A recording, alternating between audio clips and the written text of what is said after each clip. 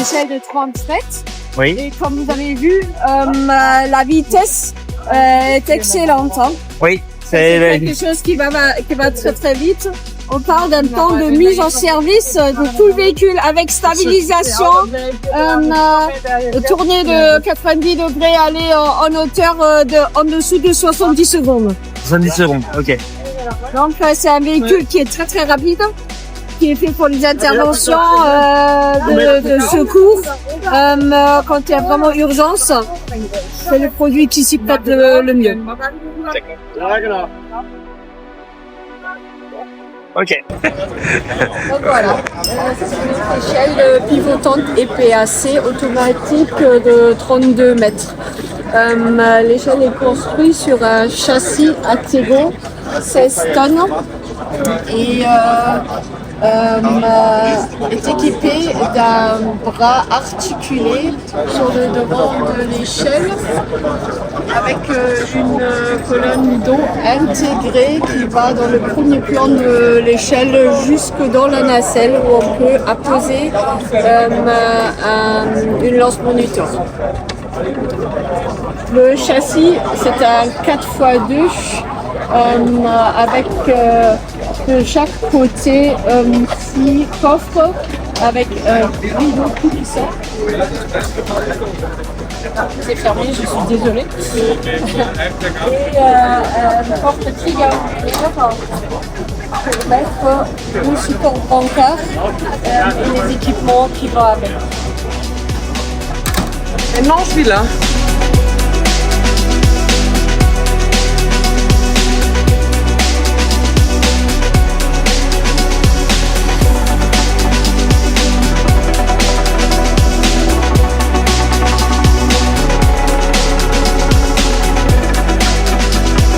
Ici, on se trouve devant une plateforme pour échelle 32 mètres articulée. La plateforme est faite pour 500 kg, 5 personnes et a des possibilités inouïes en termes de secours et d'extinction de feu. On va vous présenter un peu comment ça fonctionne. Déjà, on a deux possibilités d'entrée, du côté droit et du côté gauche. Aussi, à l'arrière, on a la possibilité d'ouvrir pour accéder au parc d'échelle. En plus de standard, la nacelle est équipée d'une échelle frontale qu'on peut utiliser notamment pour accéder au balcon. Une fois qu'on est dans la nacelle, c'est très facile, moyen du pied, de relever l'échelle frontale pour la refermer. Comme vous avez vu, il y a des roulettes dessus, donc ça s'adapte au niveau qu'on utilise facilement. Pour ouvrir les portes, c'est très facile. On lève légèrement et on les bascule à l'intérieur. Après, la partie frontale s'ouvre aussi facilement. Et de l'autre côté, on va faire pareil.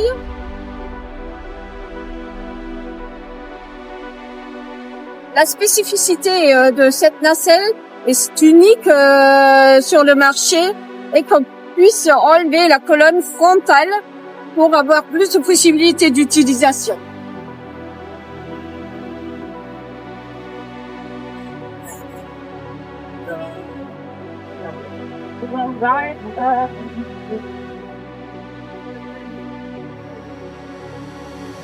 Donc, comme vous voyez, on arrive à ouvrir complètement la partie frontale et de là, on a des possibilités de transporter, par exemple, le support brancard sur le sol de la plateforme. Pour faire ceci, on va poser un adaptateur avec un clic, ça se fixe sur le sol de la plateforme et on y pose le support brancard qui est fait pour des barquettes standard, aussi pour des barquettes jusqu'à 300 kg.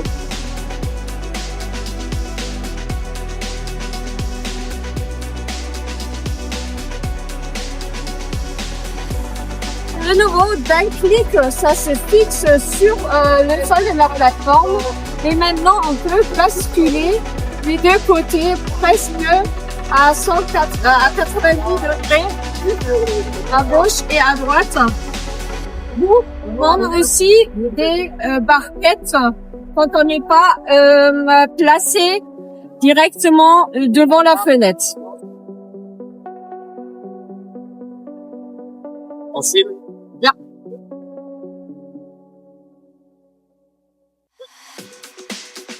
Vous prenez la barquette, on découpe la fixation. On appose la barquette qui se fixe tout seul à l'arrière. On a un système de fixation multifonctionnel qui peut s'adapter à toutes sortes de barquettes pour pouvoir fixer sur le devant. C'est facile à manipuler et à toucher. Une fois fixé comme ça, la barquette ne bouge pas. Très résistant. Après, on peut refermer.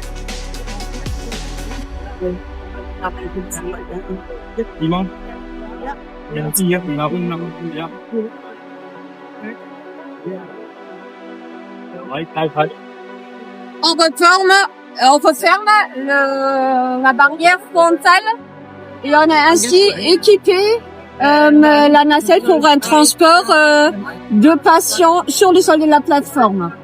Comme vous voyez à l'intérieur, il reste assez de place pour qu'une personne assistante puisse s'occuper du patient et de l'autre côté pour que l'opérateur de l'échelle puisse accompagner les deux vers le sol.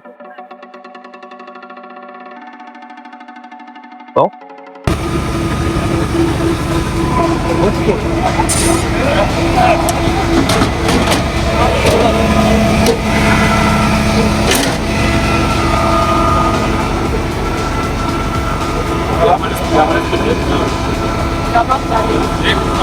Pour le transport des personnes en situation de handicap, on a développé une sorte de rampe pour pouvoir directement prendre les personnes dans leur chaise habituelle dans la plateforme pour pas avoir un stress en plus lors d'une situation déjà pas normale. Donc on peut utiliser cette rampe pour emmener la chaise roulante dans la nacelle.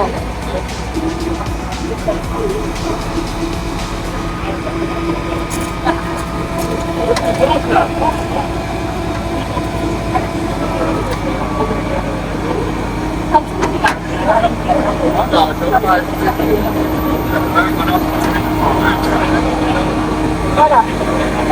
Une fois la chaise à l'intérieur, on va la fixer avec des sangles. On a des points de fixation sur le devant et à l'arrière pour descendre, pour sangler n'importe quelle chaise roulante parce que il y a une multitude de chaises toujours différentes adaptées à la personne en situation de handicap. Après, on va remonter devant, on va refermer la barrière.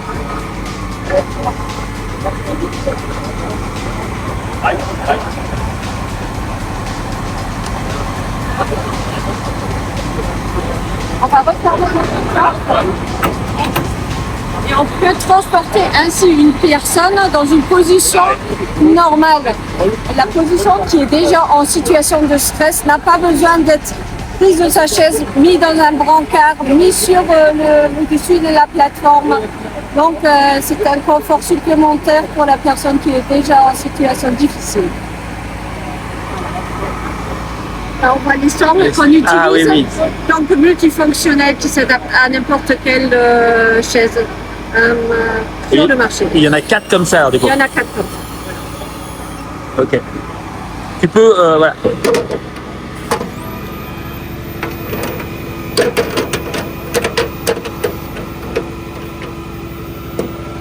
Ah ouais. D'accord.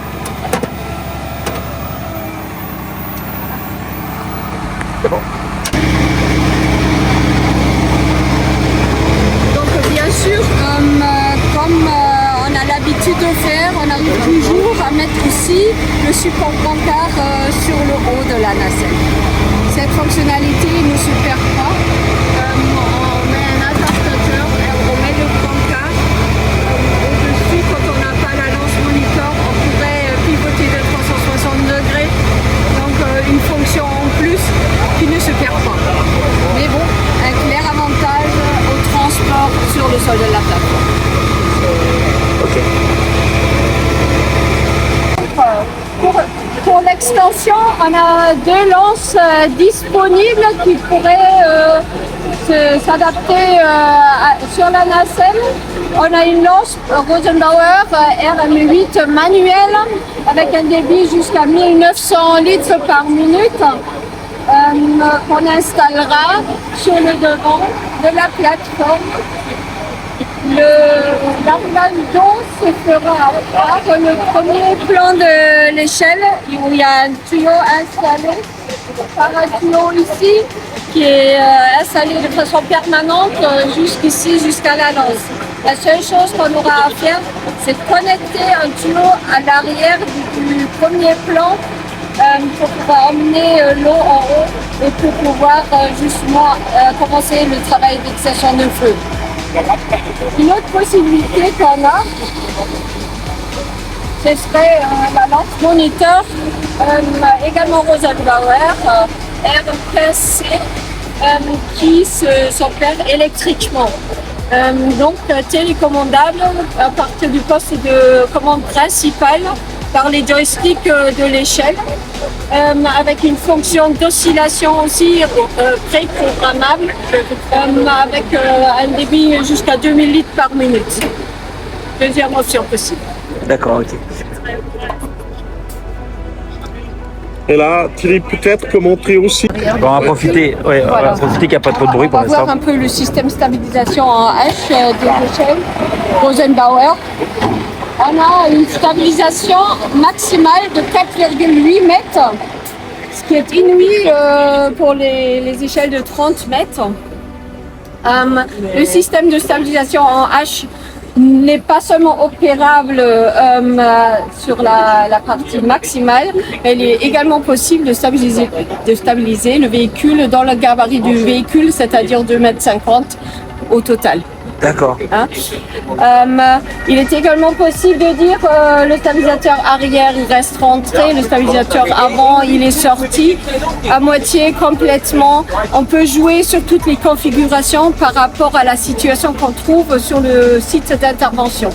Il pourrait y avoir des voitures garées, il pourrait y avoir des murets, il y a toutes sortes de scénarios possibles où on aurait besoin justement de cette flexibilité au niveau de la stabilisation. D'accord. Mais ça veut dire que pour monter à le maximum l'échelle, on pourrait avoir un peu moins de stabilisation à l'arrière. Avec les échelles Rosenbauer, on pourrait carrément avoir les stabilisateurs à l'intérieur du véhicule, D'accord. juste verticalement, et on pourrait toujours aller à la hauteur maximale. D'accord, ok. Et quel que soit l'angle sur lequel on va travailler. Disons qu'on pourrait faire le tour 360 degrés. D'accord, ok. Après, sur le côté, la portée sera réduite. Oui, voilà, c'est ça. Ça, c'est sûr. Une fois qu'on est sorti d'un côté au maximum, c'est-à-dire comme on le voit ici, même si on est rentré complètement de l'autre côté, de ce côté-ci, on a la portée maximale. Parce que c'est toujours du côté où je travaille. Si c'est stabilisé au maximum, je peux avoir la portée maximale possible. Ok. Un clair avantage du système stabilisation Rosenbauer. Sur les échelles Rosenbauer, on a un système d'affichage digital en 2 versions. On a une version, la version standard, qui indique le blocage de l'essieu arrière, parce que nous on bloque l'essieu arrière et on le lève justement pour qu'il n'y ait pas de risque de glissage au niveau de l'essieu arrière. On l'enlève du sol, donc le véhicule est stabilisé sur les 4 stabilisateurs et donc on sait exactement où on est. Le véhicule et pas avoir des choses qu'on peut pas calculer parce que si les pneus sont par terre, on ne sait pas la pression des pneus, on ne sait pas la pression sur les pneus par rapport où le véhicule est placé. Donc il est très très important de savoir. Voilà, là il y a les 4 stabilisateurs, l'essieu arrière il est levé, on a les valeurs réelles et par rapport à ça se calcule justement le champ de travail possible.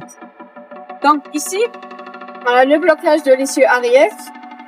On voit aussi le devers du véhicule actuel. Et en plus, on a un voyant vert qui indique que la stabilisation est bien faite. Donc, la pression monte. Parce que si la stabilisation n'est pas faite correctement, on peut pas travailler avec l'échelle. Il faut être sûr que le véhicule soit bien placé, que la pression au sol correspond à ce qu'il faut. Voilà. Donc, une fois que ça c'est fait, je reçois un voyant vert et je reçois la pression en haut de l'échelle. Et seulement après, je peux travailler. Mais il n'y a pas de possibilité de forcer non plus, quoi. Non. Non, si c'est pas ouvert, on peut... Si c'est pas ouvert, on peut pas. D'accord, ok. Pareil, quand ça travaille, une fois que je suis sortie du support de l'échelle, je peux plus rien faire au niveau des stabilisations.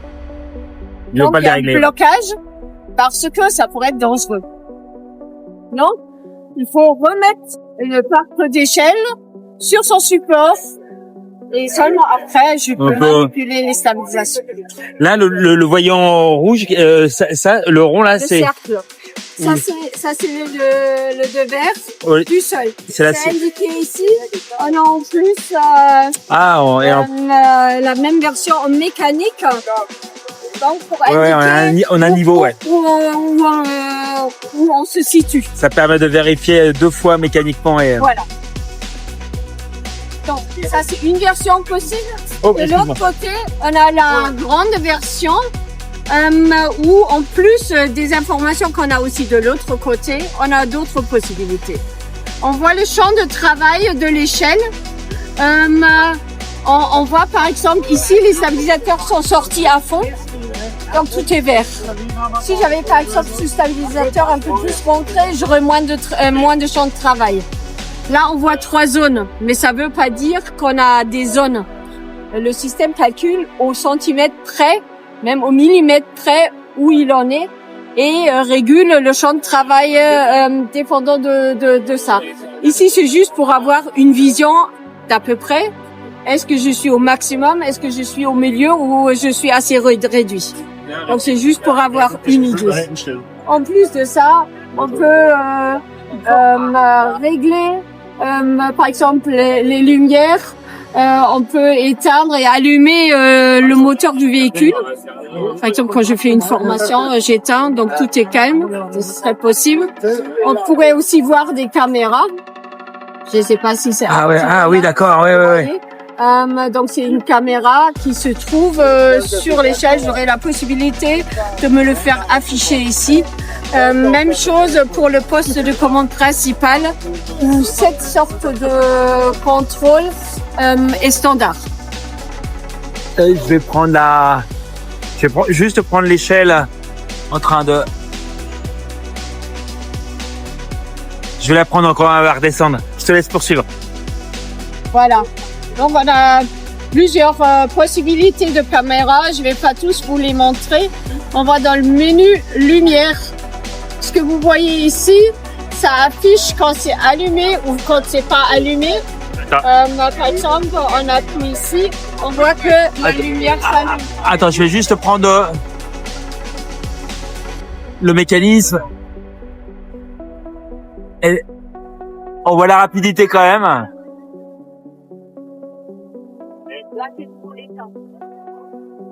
Ok, c'est bon, excuse-moi. Oui, il n'y a pas de souci. Donc, il y a plein de réglages qui peuvent se faire. Aussi, ce qu'on voit ici, on a un platelage où on n'a plus de spots, mais on a des bandes LED pour illuminer tout. D'accord. Pas seulement un spot, mais tout l'environnement du châssis est allumé. La même chose se trouve à l'intérieur de la partie inclinée du platelage. Ah oui. Pour aussi illuminer tout le platelage pendant l'intervention. Donc pour travail de nuit, c'est génial. parce qu'on n'a pas un spot ci et là, mais tout est éclairé. D'accord. Parfait. Voilà. Et voilà.